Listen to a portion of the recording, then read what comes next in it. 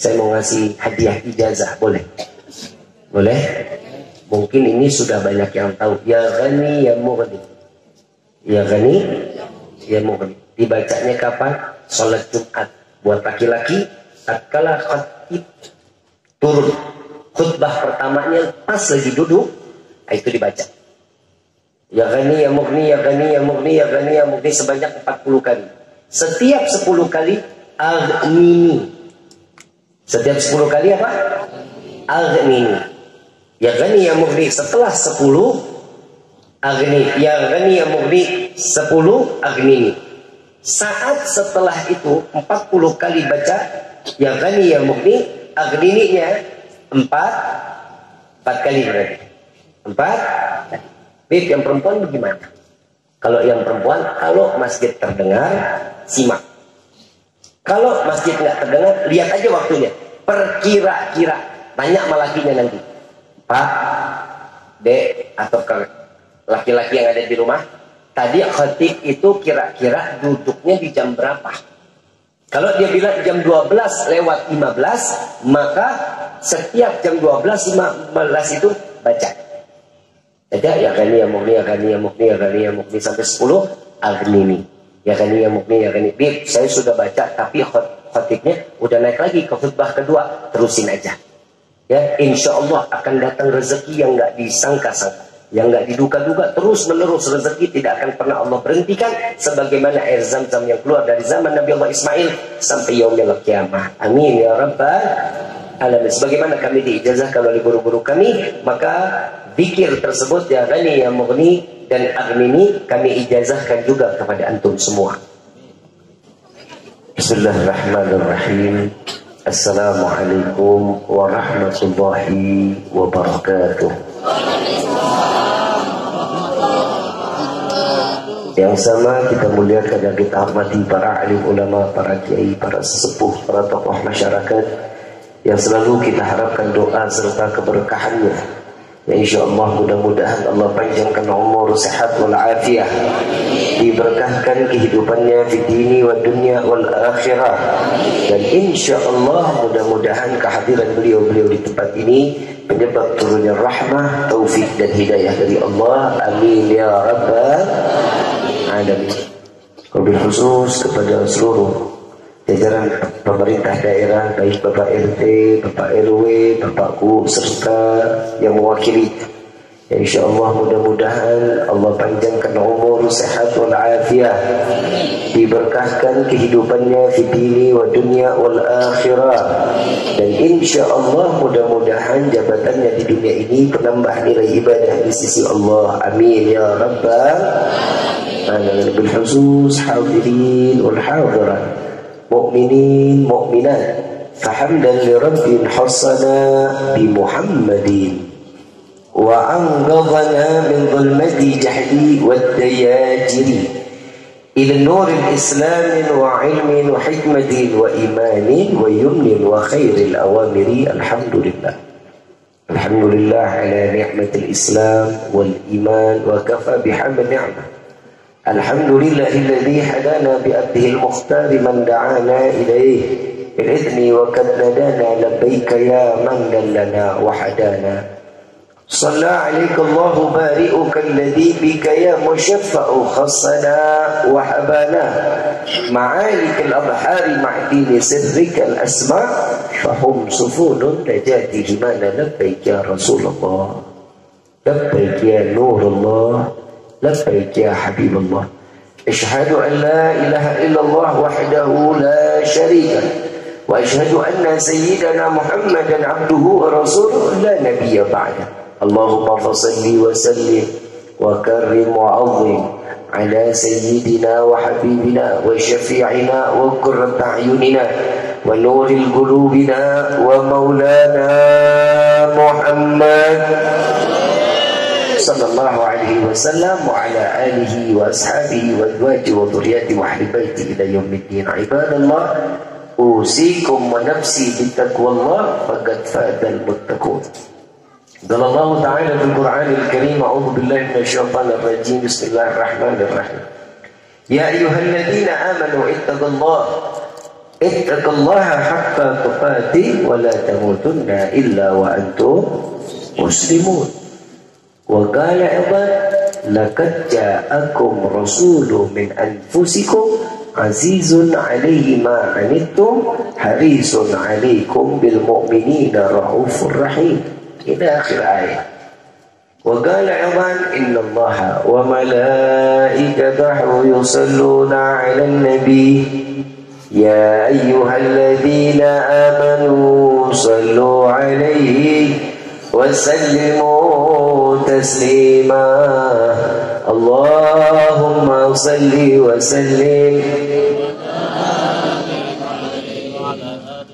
سبحانك لا علم لنا إلا ما علمتنا إنك أنت العليم الحكيم رب اشرح لي صدري ويسر لي أمري واحلل عقدة من لساني يفقهوا ربي زدنا علما وارزقنا فهما والحمد لله رب Pertama-tama limpahan puji serta syukur kita panjatkan kehadirat Allah Subhanahu wa taala yang Maha Agung, yang Maha Luhur, yang Maha Bijaksana, yang alhamdulillah di malam yang penuh keberkahan ini Allah izinkan kita duduk bersama-sama. Yang pertama mengharap ridha Allah dengan limpahan taufik dan hidayah.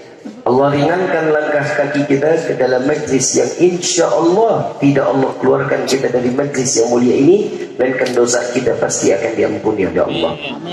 Allah ganti dengan pahala yang berlimpah. Allah kabulkan segala hajat dunia maupun akhirat. Doa yang selama ini kita minta maupun yang lupa kita minta semua diijabah oleh Allah. Amin ya rabbal alamin. Salawat beserta salam terlimpah curah kehadiran Nabi besar Muhammad sallallahu alaihi wasallam beserta keluarga, sahabat hingga umatnya sampai yaumil qiyamah. Amin ya rabbal alamin. Ayyuhal hadirun jamaah rahimakumullah. Dari kampung ke kampung, dari RW ke RW, dari musalla ke musalla, dari masjid ke masjid, semua ikut bergembira merayakan peringatan di mana bulan tersebut bulan yang diistimewakan oleh Allah dengan dilahirkannya manusia yang dimuliakan oleh Zat yang Maha Mulia. Setiap acara maulid, setiap Rabiul Awal hadir, maka ini adalah satu pembelajaran buat kita bahwa sesungguhnya tidak ada sesuatu yang lebih nikmat bagi umat Nabi Muhammad sallallahu alaihi wasallam melainkan kehadiran Nabi Muhammad sallallahu alaihi wasallam. Maka kegembiraan tersebut pastinya diawali harus dengan iman. Kalau bukan karena iman, maka Rabiul Awal tidak akan pernah dirasakan dengan penuh keriangan dan kegembiraan. Allah Subhanahu wa taala di dalam firman-Nya mengatakan kepada Nabi Muhammad sallallahu alaihi wasallam, "Qul bi fadlillah wa bi rahmatihi fabidzalika falyafrahu." Allah menegur Nabi Muhammad. Katakan wahai Muhammad, dengan anugerah rahmat yang aku berikan, maka bergembiralah, maka bahagialah, maka senanglah. Senangnya untuk apa? Kebahagiaannya untuk apa? Kegembiraannya untuk apa? Maka disinilah letak Al-Habib Ali bin Muhammad bin Husin Al-Habsyi, sahibul Samtudurar, pengarang Maulid Samtudurar. Beliau mengatakan, jika kalian ingin mencari tempat taubat dan taubatnya pasti diterima, maka hadirlah ke dalam majlis maulid. Dan insya Allah setiap taubatnya pasti akan diterima oleh Allah. Jika mereka mencari hidayah, maka hadirlah ke dalam majlis maulid, maka tumpahan hidayah Allah berikan ke dalam majlis maulid seperti ini. Alhamdulillah. Ini yang pertama buat kita senang, ini yang pertama buat kita gembira. Kegembiraan itu perintah dari Allah. Mungkin di luar sana banyak yang mengatakan, "Bib, atas dasar apa sih kita merayakan maulid? Emang Nabi mencontohkan?" Ingat, kalau Nabi ini bukan orang yang kepedean. Tahu orang kepedean? Orang yang kegeeran. Orang yang maunya dihormatin. Orang yang maunya dihargain. Bukan. Tapi kita selaku umat mengatakan bahwa sesungguhnya tidak ada yang lebih pantas untuk memberikan kesenangan dan kebahagiaan untuk Rasulullah melainkan melihat di dalam keadaan seperti ini, umatnya di dalam keadaan majlis yang mulia seperti ini. Kalau kita kadang kan suka kegeeran, suka kepedean. Contoh, ibu bapak punya anak umur 1 tahun. Kira-kira ada hari ulang tahunnya? Ada. Apa nggak punya hari? Pastinya ada tanggal, pasti ada bulan, pasti ada hari. Kita berusaha semaksimal mungkin untuk nyenengin anak, walaupun hadiahnya permen, 1 butir aja permen. Ini satu hadiah yang membuat hati seorang anak menjadi gembira. Anak minta, belum tentu. Umur 1 tahun nggak bakal pernah minta. Saat umur 7 tahun, 5 tahun, nanti dia ngomong tuh. Ngelihat temannya ada ulang tahun, Bu, Pak, pengen dong diulang tahunin, undang teman-temannya, kan begitu. Kalau Nabi SAW nggak minta kita, Nabi ditanya, ya Rasulullah, engkau setiap Senin buat apa berpuasa? Karena Nabi memuliakan dan mengagungkan hari Senin karena beliau diciptakan oleh Allah di hari Senin, dilahirkan ke dunia ini hari Senin. Kagak diumumin sama Nabi. Tapi kalau kita wajib memuliakan Nabi Muhammad sallallahu alaihi wasallam. Mungkin sebagian orang masih ada yang belum tahu. Di bulan Rajab itu kan bulan mulia. Tapi kenapa kok Nabi dilahirin di bulan Rabiul Awal? Yang namanya bulan Rajab itu mulia karena di situ dijelaskan syahrullah, bulannya Allah. Sya'ban syahri, kata Nabi. Bulan Sya'ban adalah bulanku, kata Nabi. Kenapa Nabi SAW enggak diciptakan di bulan Ramadan, enggak dilahirkan di bulan Rajab, enggak dilahirkan di bulan Sya'ban, tapi kenapa di bulan Rabiul Awal?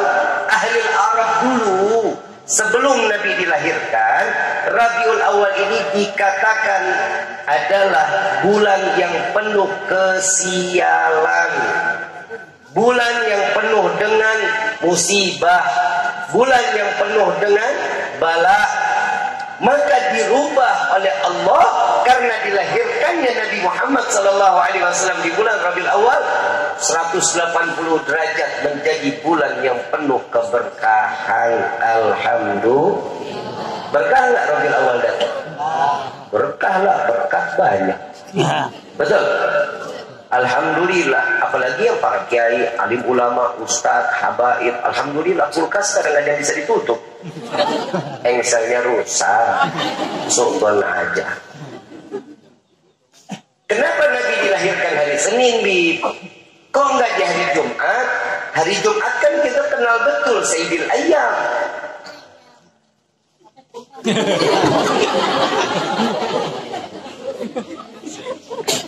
Kayaknya lagi lapar Neng.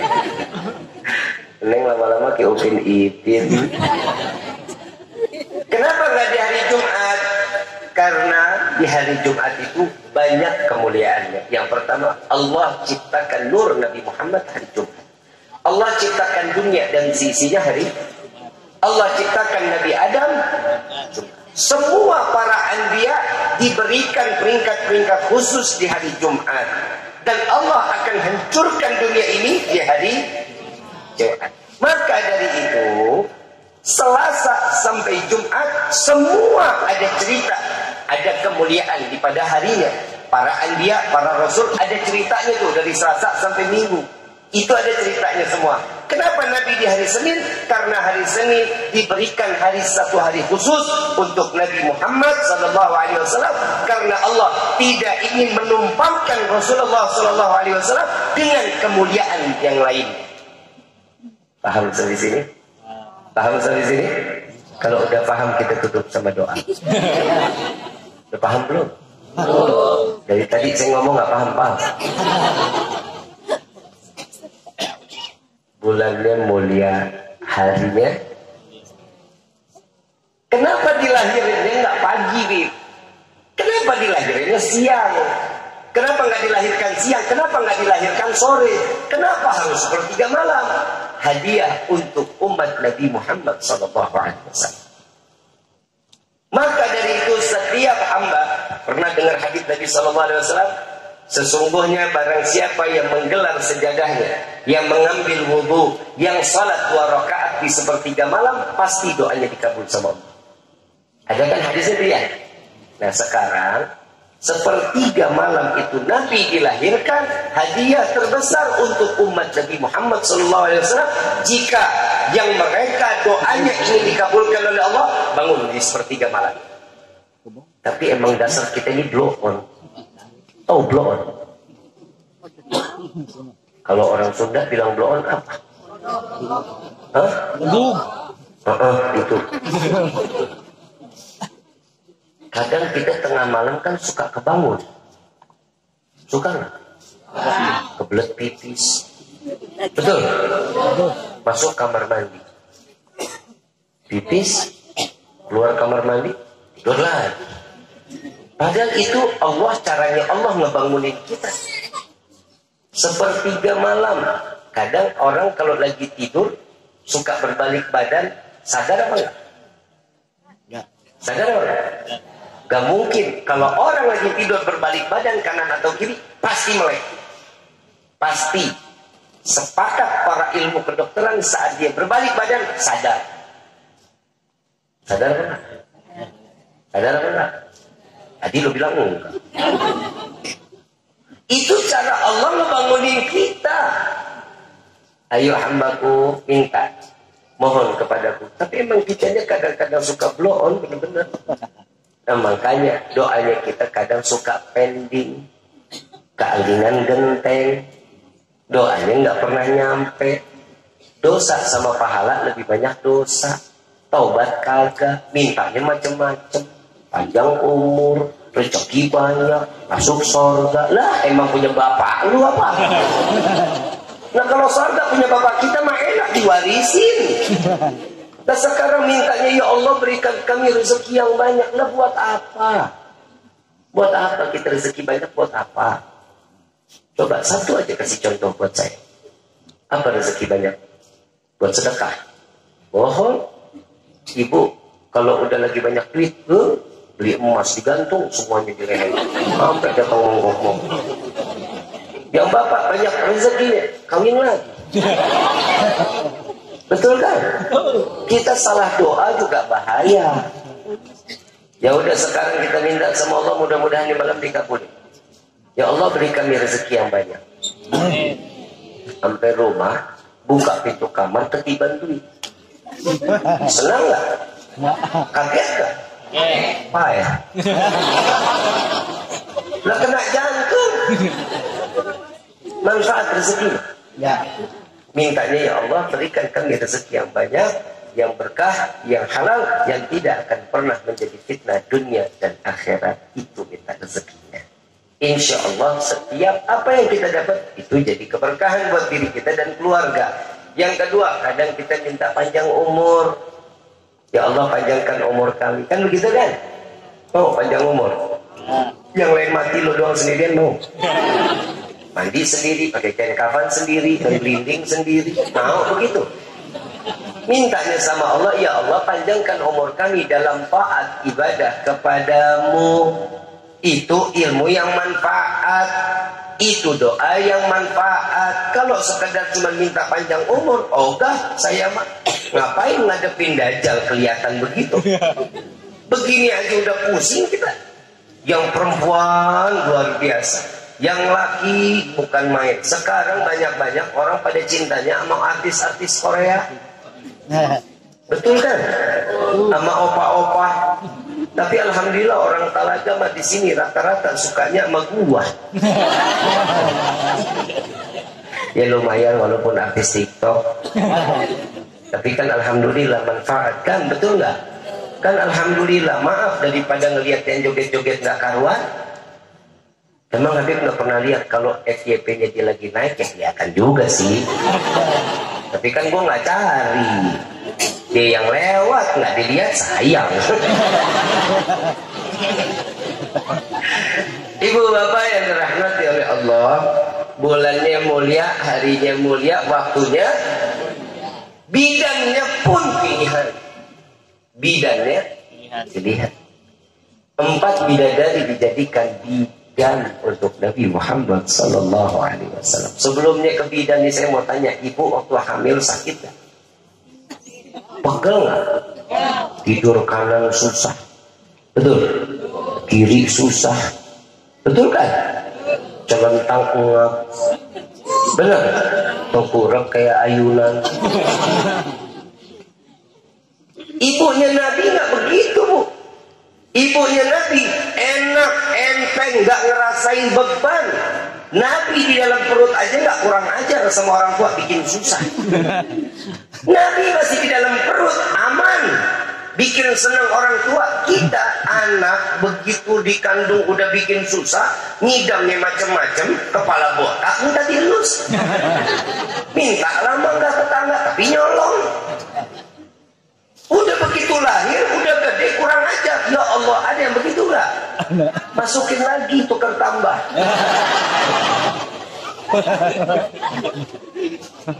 Nabi masih di dalam perutnya aja udah sangat luar biasa akhlak dengan orang tua. Sampai saat Nabi dilahirkan ke dunia, 4 bidadari diturunkan oleh Allah menjadi bidan proses persalinan Nabi Muhammad SAW. Waktu ibu di mana lahirnya? Dukun beranak. Betul. Bidan. Betul. Dokter. Beda nggak Nabi sama kita? Beda. Nabi SAW sampainya kita nih, iman ada di dalam hati kita. Semua wasilah dari Nabi yang dijaga betul-betul, agama yang diturunkan oleh Allah Subhanahu wa taala disampaikan kepada umat sampai di akhir zaman seperti ini. Syukur nggak kita? Syukur nggak? Salat tinggal salat, Quran tinggal baca. Nggak ada yang dilemparin kotoran, nggak ada yang dibilang saat dia lagi sholat mau dibunuh. Ada nggak di sini yang nggak ada, tapi mau sholat sepi-sepi aja. Betul apa enggak? Subuh berapa soft? 2 soft. Isinya 4 orang. 2-2-1 dong. Coba lihat nih, acara sekarang rame, orangnya banyak. Kenapa sholat subuh cuma 2 soft? Seharusnya ini musolahnya kekecilan. Bukan masalah kekecilannya, ini udah pas, udah segini. Kenapa? Kalau bisa sholat subuhnya sampai keluar-luar, di kampung berkahnya luar biasa. Allah jauhin bala, Allah jauhin musibah, Allah angkat semua penyakit yang ada di dalam setiap rumahnya. Ada penyakit diangkat oleh Allah. Ini kan keberkahan. Saya jujur, saya bangga tiap kali acara pasti penuh jamaahnya, mau laki mau perempuan penuh. Tapi haram demi Allah, ana lebih senang, ana lebih bangga jika musola dan masjidnya jadi makmur setelah acara seperti ini. Alhamdulillah, insya Allah. Banyak di luar sana yang mengatakan, mau ngapain sih bikin maulid? Nabinya Nabi sama kok, manusia sama kayak kita. Jangan terlalu diagung-agungkan lah, nggak usah terlalu dimulia-muliakan. Loh, yang ngagungin siapa? Yang memuliakan siapa? Kan awalnya Allah yang mengagungkan. Wa ma arsalnaka illa rahmatan lil alamin. Laqad kana fi Rasulillahi uswatun hasanah. Ini kan udah jelas Allah yang muliain, Allah agungin. Ya kita ngikutin Allah yang ciptain, Nabi aja ngemuliain dan ngagungin. Masa kita hamba yang hina nggak boleh memuliakan, nggak boleh mengagungkan? Ya bukan begitu. Jangan pernah mentuhankan Nabi. Yang mentuhankan siapa? Kita bikin merayakan maulid seperti ini, kita harapan untuk dikenal oleh Nabi agar kita mendapatkan syafaat di yaumil qiyamah. Ini lagi lo gedeg amat sama Nabi. Kemarin ada yang datang Pak ke rumah saya, umur kurang lebih hampir 80 lah, pakai celananya menggantung hampir setengah betis, ketok rumah saya. Assalamualaikum. Salam. Saya nggak pakai peci, saya pakai kaos oblong, saya pakai kain. Saya buka pintunya. Waalaikumsalam. Maaf, Habib Rifkinya ada. Lah ini gua. Yang buka gua. Dia nggak kenal saya ternyata. Oh ada, silakan Pak masuk. Saya bilang, saya belum bilang ini saya, belum. Masuk Pak. Begitu dia duduk, saya tanya, Bapak mau minum teh, mau minum kopi? Nggak usah, saya nggak lama-lama. Saya masuk ke dalam, saya ganti pakai peci, pakai gamis, saya keluar lagi. Dia melongok ngeliatin saya. Bapak nyari siapa Pak? Nyari Habib Rifki. Saya Habib Rifki. Oh maaf ini Habib, katanya gitu. Dan dipikirnya Habibnya bodoh nih, gede, bewokan, muka sangat. Nah orang begini cute banget.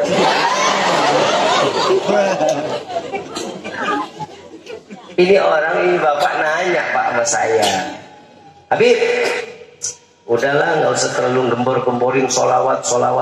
Yang wajibnya jalanin. PA solawat juga wajib. Wajib apa sunnah? Wajib nggak? Setiap firman Allah yang menyatakan ya ayyuhalladzina amanu pasti wajib. Pasti? Nggak bisa enggak. Tapi saya nggak jawab PA enggak. Saya dengerin dulu. Tuh, goyang kan? Gue jatuh, panitia gue tuntut.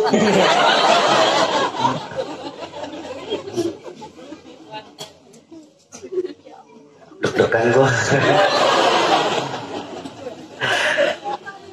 Terus kenapa Pak masalahnya? Sholawat itu kan doa. Berarti Nabi Muhammad itu belum tentu punya jaminan surga dong. Karena Nabi butuh doa dari kita. Nah, di orang sarap dalam hati saya nih. Pak, doa itu buat kita, bukan buat Nabi. Kita sholawat kepada Nabi, doanya kita yang pasti akan dikabulkan oleh Allah. Memperkenalkan bahwa kita sebagai umat Nabi Yuna Muhammad. Ada di dalam salah satu kitab, Nabi Adam pernah bersaksi, bicara sama anak. Nabi Adam mengatakan, Sis, nama anak Nabi Adam. Wahai Sis, Nabi Adam udah pengen meninggal dunia nih. Lagi di akhir-akhir umur. Wahai Sis, ketahuilah, tatkala engkau selalu berdoa kepada Allah, maka jangan pernah menyebut nama Allahnya aja, tapi sambung dengan nama kekasih Allah yang bernama Muhammad. Kalau dia mengatakan la ilaha illallah Muhammadur Rasulullah, jangan pernah sekedar Allahnya aja, tapi bawa Muhammad. Kenapa? Aku yakin manusia ini adalah manusia mulia. Karena saat aku di surga, tiang-tiang semua yang ada di surga tertulis nama Muhammad. Yang aku lihat, baina mata kanan dan kiri malaikat, di tengah-tengahnya tertulis nama Muhammad. Setiap buah tersebut dibelah keluar ada namanya Allah dan Muhammad.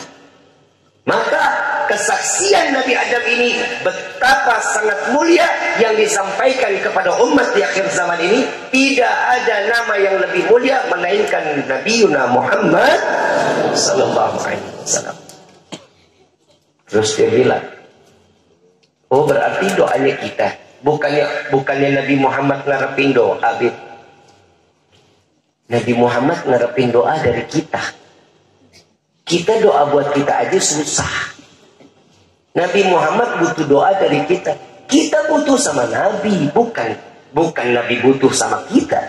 Kita nggak berdoa, kita nggak sebut Nabi, jangan harap doa kita pasti dikabulin sama Allah. Maaf, tiap hari kita sholat sehari semalam berapa waktu? Berapa? Kalau kita hitung rukunnya aja di dalam sholat, hilangkan sunnah di dalam sholat wajib, saya hakul yakin, wallahi sholat kita nggak akan diterima sama Allah. Rukunnya doang nggak bakal diterima kita sama Allah. Kenapa di dalam salat wajib terdapat sunnah Nabi? Inilah yang menyelamatkan salat kita yang pastinya akan diterima oleh Allah karena terselip sunnah Nabi Muhammad SAW.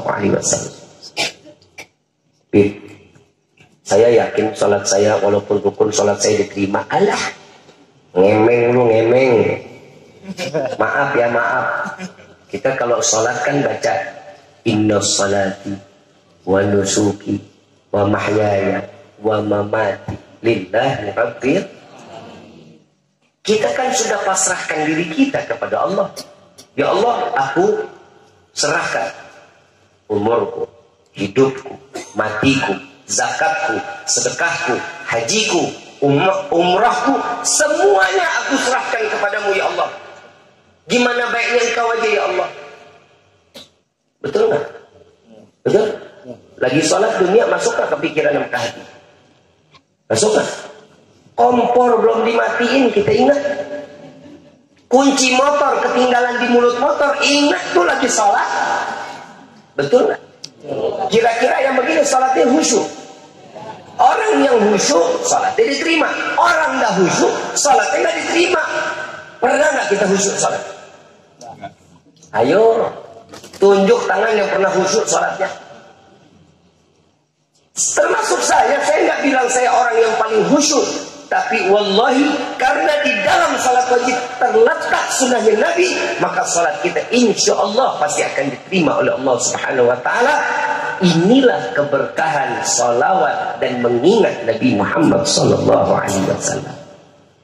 Oh, begitu, iya Pak. Saya tahu ini orang mau ngetes saya dan ini orang mau ngeledekin Nabi. Entah mau ngeledekin Nabi, entah mau ngeledekin saya. Saya ditanya lagi, tapi kan Nabi Muhammad manusia biasa. Mau ngapain sih Bib kita sampai segini-gininya banget sama Nabi? Baik Pak, betul, Nabi Muhammad adalah manusia biasa. Sesuai dengan pada firman Allah, laqad ja'akum rasulun min anfusikum. Sesungguhnya akan datang seorang nabi dan rasul dari golongan kalian wahai manusia, bukan malaikat, bukan jin, tapi manusianya. Nabi sama kita beda. Bedanya di mana? Nabi dari ujung kaki sampai ujung rambut semuanya sempurna, nggak ada cacat. Di dalam Maulid Sumtud Durar dikatakan wajahnya Nabi itu seakan-akan tuh memesan. Yang semua dari diri Nabi seakan-akan memesan kepada Allah dengan penuh kesempurnaannya. Kita kenal betul ceritanya Nabi Yusuf. Kita ingat betul cerita Nabi Yusuf. Begitu tampannya Nabi Yusuf alaihissalatu wassalam. Sampai-sampai wanita dikasih apel, dikasih jeruk. Semuanya sama pisaunya. Bukan buah yang dipotong tapi jarinya yang dipotong. Karena apa? Karena ketampanan Nabi Allah Yusuf alaihissalatu wassalam. Tapi ingat, Sayyid Muhammad bin Alwi al-Maliki beliau mengatakan, wallahi, apa yang diciptakan oleh Allah berupa Nabi Yusuf itu baru ketampanan satu ketampanan Nabi Muhammad SAW. 9-nya lagi masih disimpan sama Allah. Kesempurnaan ketampanan Nabi 10% yang paling baik dan sempurna. Jika Nabi diturunkan ke dunia sekarang, semua makhluk, baik anak kecil, dewasa, mau siapapun dia, dikasih buah sama pisau, bukan lagi dia memotong jarinya, melainkan dia membelah dadanya, menyayat-nyayat hatinya, karena tidak tahan melihat ketampanan Nabi Muhammad SAW. Nabi Muhammad SAW manusia betul, kita juga manusia. Kita makan nggak? Nabi makan. Kita tidur. Nabi tidur juga tapi dikit. Kita dikasih waktu 24 jam. Nabi dikasih waktu berapa jam? Sama 24 jam. Sepakat para alim ulama 23 jamnya Nabi ibadah kepada Allah. 1 jam Nabi dibagi-bagi, makan, tidur, ngobrol sama keluarga, istri, anak. 1 jam dibagi-bagi. Dan itu pun masih dihitung ibadah. 24 jam Nabi ibadah kepada Allah. 24 jamnya kita, 23 jam kita lalai kepada Allah. 1 jamnya kita maksiat di hadapan Allah. Betul apa enggak? Betul apa enggak? Berarti beda nggak kita sama Nabi?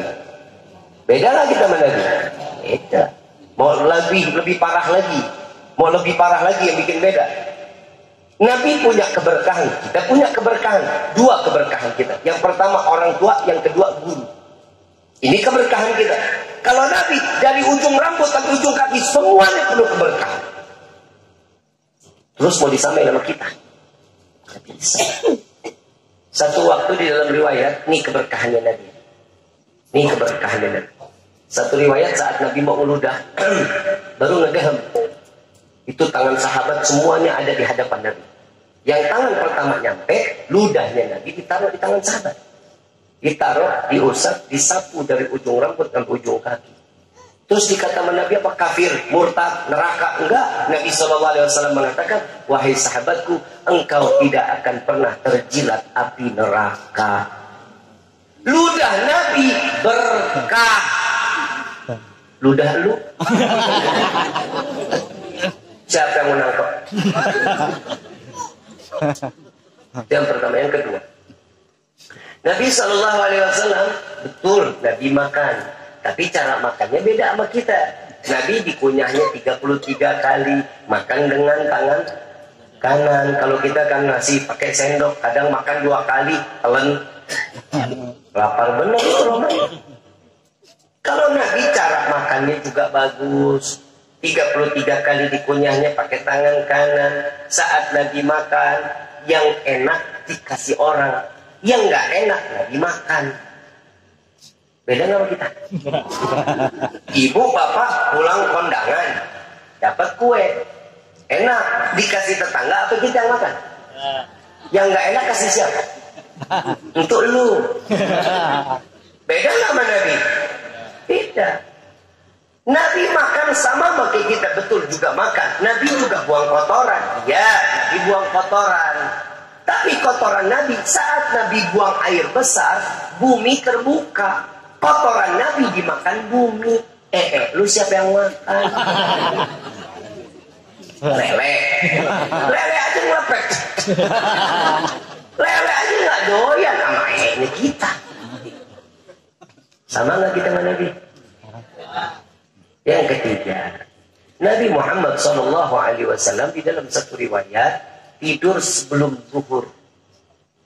Jadi kita sunnah nih, kalau tidur sebelum zuhur kita sunnah. Tangannya dijadiin bantal, madepnya ke kiblat. Di Arab ini panasnya luar biasa. Baju Nabi tersingkap, keringat Nabi netes. Saudaranya Nabi ngambil botol, ditadangi. Setetes, setetes, setetes. Begitu Nabi bangun, diambil botolnya, ditanya, itu apaan? Kata Nabi. Keringatmu ya Rasulullah. Buat apa wahai saudaraku? Aku akan menjadikan minyak wangi agar aku saat beribadah dalam keadaan harum di hadapan Allah. Keringat Nabi, minyak wangi, keringat lu udah apok, asem. Beda nggak kita sama Nabi? Nah, itu yang keberapa tadi? Ya. Yang keempat, Nabi SAW pandangan mata ke depan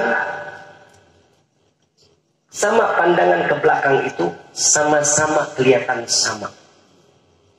Kalau melihat ke belakang ini, Nabi sama sebagaimana pandangan ke depan. Kalau kita kan nengok dulu. Betul nggak? Kalau Nabi sebagaimana pandangan ke depan, ke belakang pun Nabi lihat. Sama nggak sama kita? Kita punya spion aja masih nabrak. Betul? Apalagi emak-emak. Sen kiri belok kanan. Spion kagak ada apa-apanya. Spion bukan ngeliatin ke sono, ngeliatin ke depan mukanya. Betul nggak? Yang keempat, yang kelima, Nabi SAW satu waktu pipis. Setiap malam itu Nabi punya rutinitas pipis di malam hari. Makanya ibu, bapak kalau ngajarin anak, nah pipis, nah ikutin sunnah Nabi. Jangan nah pipis, ganti baju, ntar ngompol. Jangan. Ajarin yang benar. Nah, cuci kaki, cuci tangan. Kalau bisa disuruh ambil wudhu. Habis itu sebelumnya dia pipis, habis itu ambil wudhu, baru naik ke tempat tidur. Nabi SAW setiap kali mau tidur malam, Nabi pipis. Taruh di mangkok, di bejana. Bejananya itu ditaruh di bawah tempat tidur. Besok pagi, Nabi buang.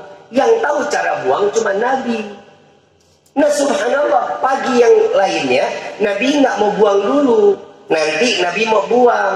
Nabi ngajar, selesai ngajar Nabi cari bejana di bawah tempat tidur. Oh kok nggak ada.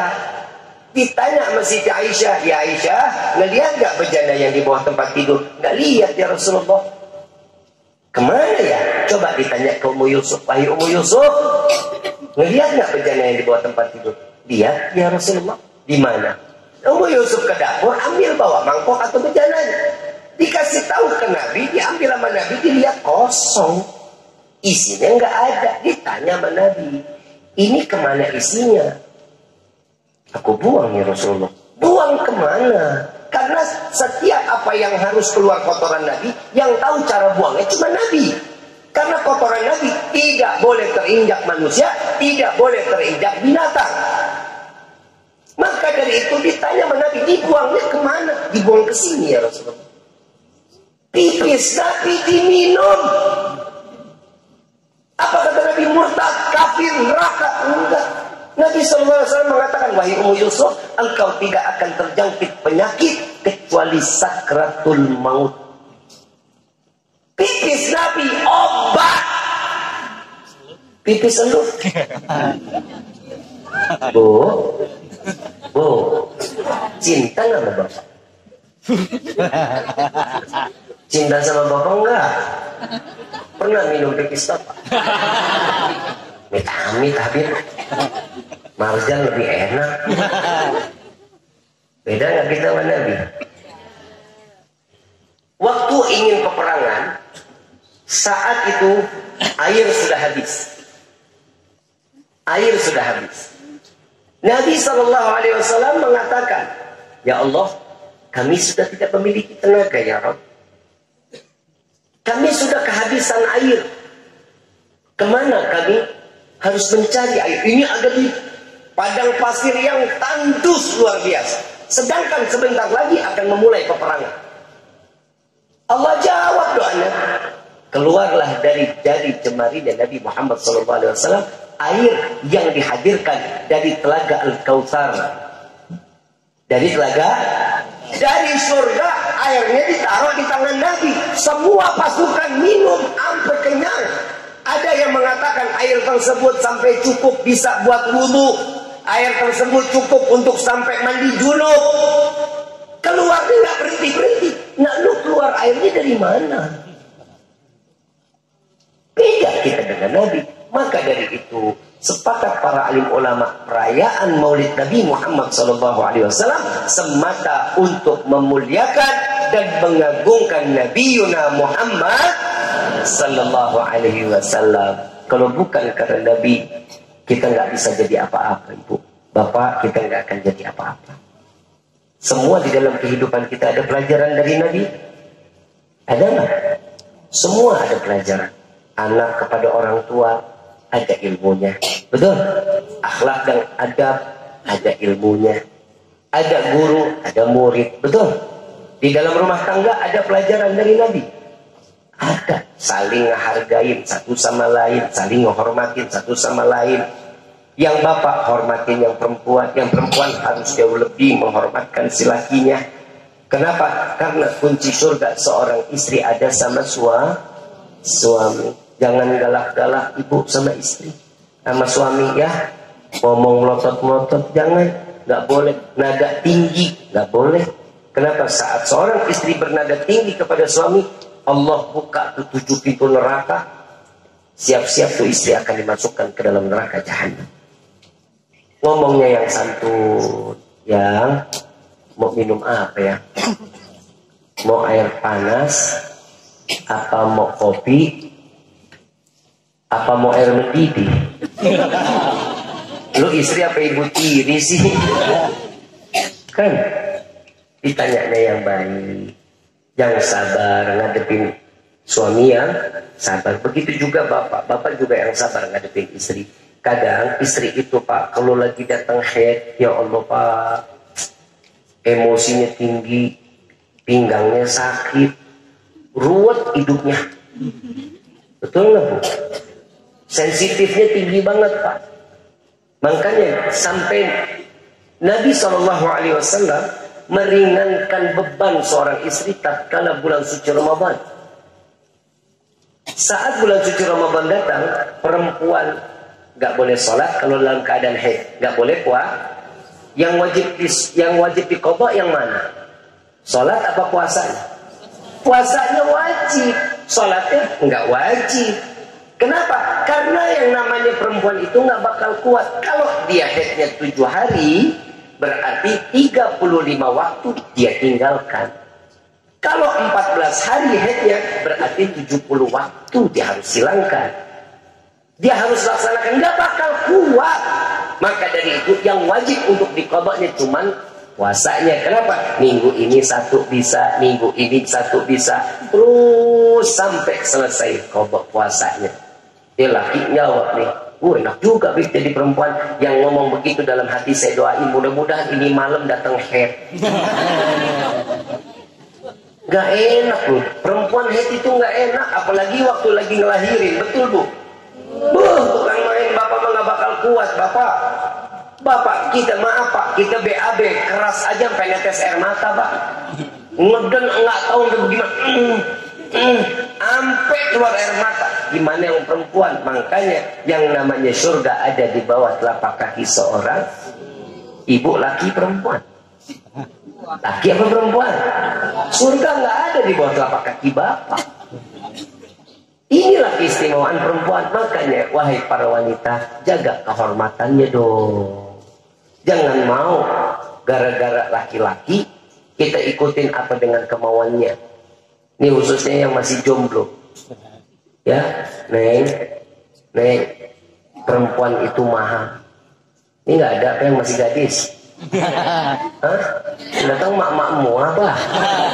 Lah, bukan gak ada enak-enak amat. Gue setiap kali ceramah, mak-mak lagi, mak-mak lah. Ngasih yang segeran lah ke depannya. Neng, tolong hargai diri sendiri. Kenapa? Jangan cuma sekedar dikasih bunga setangkai dari ujung rambut ke ujung kaki kita serahin sama itu laki-laki. Kenapa? Yang namanya perempuan itu punya kehormatan luar biasa. Dulu perempuan dihinakan, tapi saat ini Allah angkat derajat setinggi-tingginya untuk perempuan berkah Nabi Muhammad SAW. Dan ingat, Bu, ibu enak ibadah, bapak enak ibadah. Anak kita di rumah maksiat, anak kita yang perempuan lepas jilbab keluar sampai orang yang bukan mahram ngeliat, pahalanya bapak, ibadahnya bapak sama ibu tidak akan dihitung di hadapan Allah. Nol. Dan juga seorang istri, sekarang ini kan pakai kerudungnya rapat-rapat nih. Betul ya? Besok nyapu lu begini juga. Rapet. Pakai dasar panjang. Jangan udah besok segala nyapu, bib, gerah. Nggak bisa. Nggak ada laki bib yang lewat. Bukan masalah laki yang lewat. Udara itu makhluknya Allah. Pepohonan itu makhluknya Allah. Debu itu makhluknya Allah. Kenapa? Karena mereka akan bersaksi di yaumil kiamah bahwa ibu, wahai perempuan, pernah membuka auratnya dipandang oleh makhluknya Allah. Na'udzubillahi min. Makanya setiap perempuan itu satu helai rambut 4 laki-laki pasti dan wajib akan dimasukkan ke dalam neraka. Jika terlihat namanya bukan mahram, 4 laki-laki pasti akan dimasukkan ke dalam neraka. Yang pertama suaminya. Yang kedua ayahnya. Yang ketiga pamannya. Mau saudara ibu, mau saudara bapak, pamannya. Yang keempat anak laki-lakinya. Makanya Bu, perempuan ini banyak fitnahannya. Makanya ulama juga tidak mengizinkan kalau perempuan itu acara proses pemakaman nggak boleh ikut. Paham? Di sini masih nggak begitu. Kalau ada yang meninggal, perempuan ikut ke makam. Dilarang Pak. Mulai hari ini harus dilarang. Mau itu bapaknya, mau itu ibunya, mau itu suaminya, mau itu anaknya, stop. Jujur, saya lagi kampanyekan masalah ini. Kenapa? Karena satu yang dilakukan perempuan, auratnya itu adalah banyak dan itu akan menyiksa jenazah. Hati-hati ya.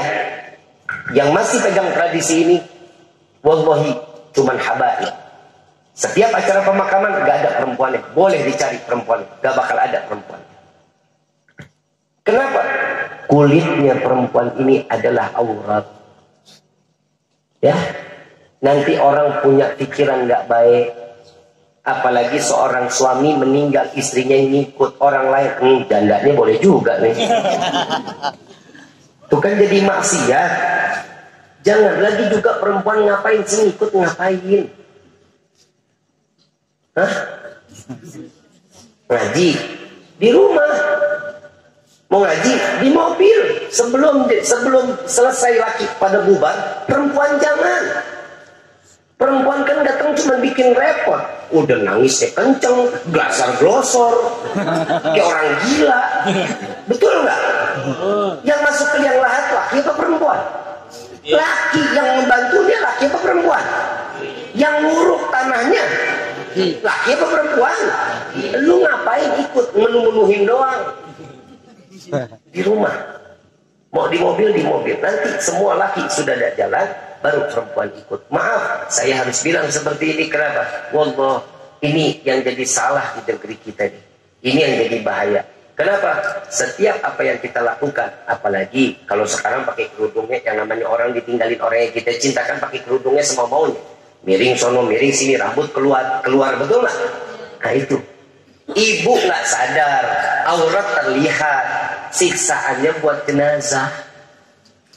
Tuh jenazah baru dimasuk, belum ditanya man rabbuka wa man nabiyuka, tapi udah digebukin gara-gara seorang perempuan. Hati-hati. Jujur, ini yang saya lagi kampanyekan ini, jangan sampai ada perempuan yang ikut serta saat proses pemakaman. Boleh tanya ke guru-guru lain, boleh apa enggak seorang wanita itu masuk ke dalam proses pemakaman? Gak bakal boleh. Paham sampai sini? Insya, mudah-mudahan perempuan sini bisa mendengar ilmu dan tidak diikutin sesuatu yang nggak baik. Insya Allah, ibu bapak yang dirahmati oleh Allah. Di dalam setiap kehidupan kita semua wasilah dari Nabi Muhammad SAW. Emang banyaknya emang perempuan sih. Perempuan banyak larangannya di dunia. Betul bu. Ada satu perempuan nanya kepada Nabi, ya Rasulullah, kenapa sih perempuan ini banyak banget halangannya? Gak boleh ini, gak boleh itu, gak boleh ini, gak boleh itu. Sholat Jumat gak boleh. Boleh, tapi beda. Kenapa sih laki yang berjihad laki-laki, perempuan gak boleh? Emang kami nggak boleh apa untuk menjalankan sunnah-sunnahmu, apa yang diperintahkan oleh Allah? Kata Nabi SAW mengatakan, ini sahabatku, kata Nabi, dengar, ini perempuan pertanyaannya paling istimewa.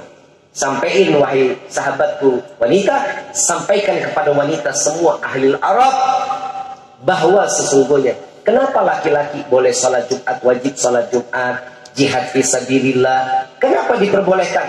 Karena mereka ini laki-laki yang punya tenaga besar. Yang mesti beruntungnya seorang perempuan, walaupun dia di dalam rumah masih dapat pahala sholat Jumat, pahala jihad jika dia mengurus bagian rumahnya, suaminya diberikan perhatian, maka itu jauh lebih besar pahalanya cuman sekedar duduk di rumah. Ibu sholat subuh di rumah aja, jangan keluar-keluar. Emang perempuan nggak boleh? Boleh kalau sama mahramnya. Kalau bukan sama mahram, jangan. Ini terjadi di zaman Sayyidina Umar bin Khattab radhiyallahu anhu. Sayyidina Umar bin Khattab punya anak namanya Hafsah. Hafsah ini orangnya giat banget untuk ibadah. Giat banget, gak mau kalah sama laki-laki. Setiap subuh sama malam isya wajib dia di masjid. Dibilang sama Sayyidina Umar, perempuan jangan, nggak boleh, kata Sayyidina Umar. Enggak, saya harus ikutin apa yang dikatakan oleh Nabi Muhammad SAW. Itu ada mudaratnya. Nanti kamu diapa-apain sama laki-laki bagaimana? Satu waktu Sayyidina Umar keluar lebih dulu daripada Sayyidah Hafsah, keluar dari masjid. Balik pohon, Sayyidina Umar tutup mukanya. Begitu Sayyidah Hafsah keluar, jalan sendirian dari masjid, jalan sendirian, dipeluk dari belakang sama Sayyidina Umar. Dipeluk, dia meronta-ronta. Sampai akhirnya dilepas sama si Umar, dia lari. Lalu abahnya pulang tanya. Dia ngomong, "Abah, betul saya nggak mau lagi jalan keluar malam. Kenapa? Tadi saya ditangkap sama laki-laki. Untung saya nggak diapa-apain," katanya. Kapok Siti Hafsah. Makanya yang namanya perempuan, kenapa sholatnya jangan di masjid? Ini yang dikhawatir. Saya mau ngasih hadiah ijazah, boleh? Boleh? Mungkin ini sudah banyak yang tahu. Ya Ghani ya Mughni. Ya Ghani ya Mughni. Dibacanya kapan? Sholat Jumat. Buat laki-laki, tatkala khatib turun. Khutbah pertamanya pas lagi duduk, itu dibaca. Ya Ghani ya Mughni, ya Ghani ya Mughni, ya Ghani ya Mughni sebanyak 40 kali. Setiap 10 kali, Aghnini. Setiap 10 kali apa? Aghnini. Ya Ghani ya Mughni setelah 10 Agni. Ya Ghani ya Mughni 10 Aghnini. Saat setelah itu 40 kali baca Ya Ghani ya Mughni, Aghnini-nya 4 kali berarti. 4. Bib, yang perempuan bagaimana? Kalau yang perempuan, kalau masjid terdengar, simak. Kalau masjid nggak terdengar, lihat aja waktunya. Perkira-kira, tanya sama lakinya nanti.